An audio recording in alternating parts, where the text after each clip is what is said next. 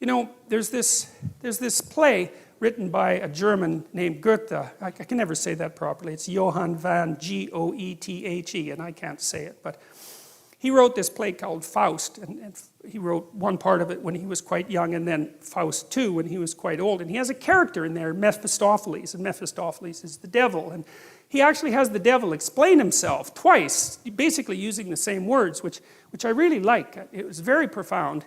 And basically, Goethe's Mephistopheles says, you know, he's the adversary of the word. That's a good way of putting it, because that's how it works out mythologically. He's the figure behind the snake in the Garden of Eden, which is something we'll talk about more. But he has a sophisticated philosophy. He's not just some random troublemaker. He's got a deep philosophy, and his philosophy is quite straightforward.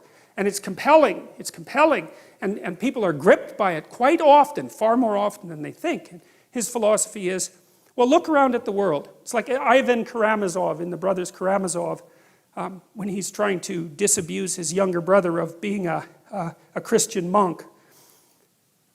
Mephistopheles says, well, look at the world. I mean, you look around the world, it's nothing but a bloodbath. It's just suffering everywhere. Everything eats everything, and people die terribly, and they're cruel to one another, and the whole mess is nothing but a constant haul of terrible carnage and ruin and wreck.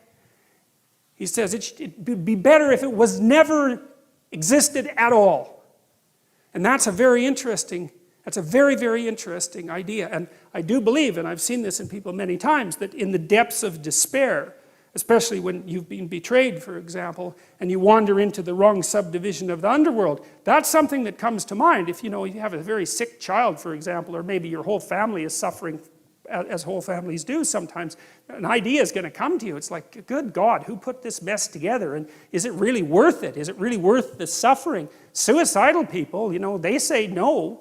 They say, no, enough of this. And you have to be pushed a long way, generally speaking, before you'll actually commit suicide. You have to be in very, very desperate straits. But your answer under those conditions is that being is such that it would be better if it had never been.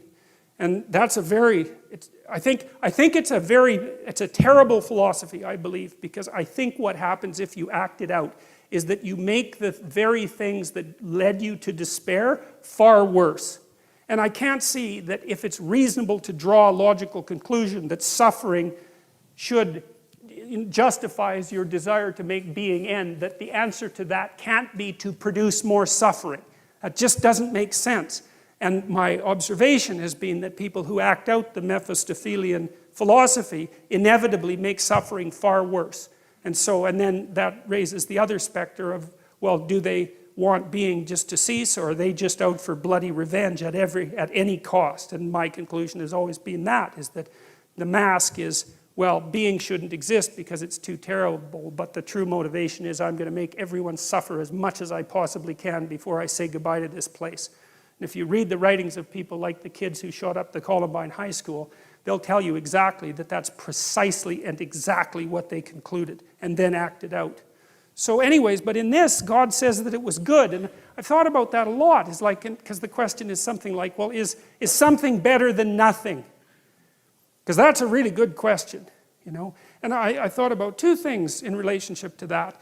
And one is, well, maybe it depends on how it is that you are, right? Because it could be that there are ways of being in the world that justify the world. And there are ways of being in the world that make the world unbearable. And I believe that the narrative that runs through the biblical stories is precisely a dialogue between those two types of being. And the optimistic part of the story is that being requires limitation and suffering. There's no escape from that. But there are modes of being that allow that to be perhaps even more than tolerable. Perhaps there are modes of being that allow that to be good. And it's a straight and narrow road. It's a very difficult road to tread. So I think, well, that's possible. I'm not an optimist by nature. But that's one of the things that I've conceptualized and read about that I actually find plausible, because it's certainly the case, everyone knows this, that there are ways that you can act that make things worse. Everyone knows that. And so if that's the case, there has to be the opposite, right? There has to be ways that you could act that make things better. And obviously you can act in ways that make things really way worse. And so the question is, well, are there ways that you can act that make things really much better? And I think that's the question is, can we have our cake and eat it too? Can we have the being that requires limitation and suffering and also simultaneously transcend that by our mode of being? And I believe that the biblical stories, and perhaps not only the biblical stories, but the biblical stories are one of the human imagination's best attempts to address and answer that question. That's what the entire story is about. So the first of it is the catastrophe of the collapse of self-consciousness and the entrance of humanity into history. And the rest of it is, okay, now we're in history. Now we know that we're going to die. We know about our mortality. We're conscious of our own being. Is there a mode of acting in the world that allows that to be justifiable, or maybe even more, that allows that to be triumphant?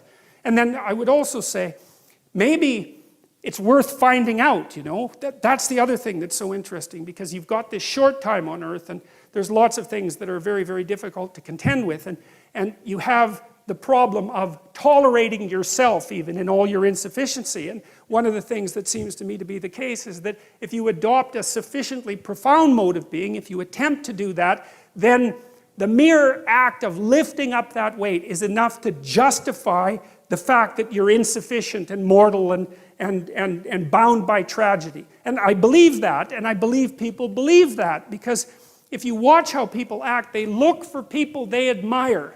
And they do admire people, right? It's a natural phenomenon. You see it starting with children. Children admire and then they imitate. And we look to people who seem to be able to bear the burden of being in a heroic manner, and there's something inside of us that calls to that, and that makes us want to mimic that and to follow it. And I think that that's the deepest and most profound of instincts, and I think it's right. And even if you're not so convinced on the positive end, you know, because it's more difficult to be convinced of the positive, you can certainly be convinced on the negative end, because there are ways of being that are so brutal and so reprehensible that merely to read about them is enough to traumatize you. And I think that if you're a person who hasn't lost their soul completely, you can't help but encounter stories like that and shudder away from them. And, you know, Alexander Solzhenitsyn, who was the person who did most to unmask the absolute horrors of communist totalitarianism, said that he believed that the Nuremberg judgments were the most important event of the 20th century. And that was the judgment at the end of World War II, that there were certain actions that no one was to undertake, no matter what their cultural background was, because they were, let's say, crimes against humanity. That there was such a thing as universal evil. And you can debate that, you know, I mean, and people certainly have, but the problem is if you debate that, then you have to say that there are conditions under which the sorts of things that happened, say, in the concentration camps, which would be the gassing of children after their torture and their forcible removal from their parents and all the terrible things that went along with that, that's just okay. It's just an opinion. It's just something that happened, and there are circumstances under which that's justifiable. If there's no transcendent good and evil underneath that argument, it's only a matter of practicality.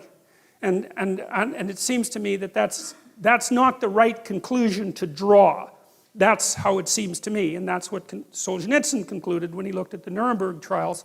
So the notion that it was good, well, even if you don't believe that, and you know, because maybe it's not as good as it could be, I would say it's incumbent on you as someone who participates in the process of furthering creation to act as if it could be good at least, and to further that with all of your efforts. Partly because what the hell else do you have to do that could possibly be better than that could possibly justify your existence more than that? And you know perfectly well, if you have any sense at all, if you think clearly about it at all, is that that's what you want to see in everyone else. You know, you're desperate and maybe you're cynical, and now and then someone appears that acts at least momentarily like a light in the darkness, and that lifts your spirit up and gives you a little bit of hope and maybe helps you continue on. Well, that's obviously a call to being.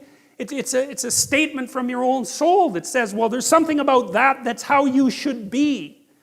And maybe then, well, we get a chance to participate in what is good.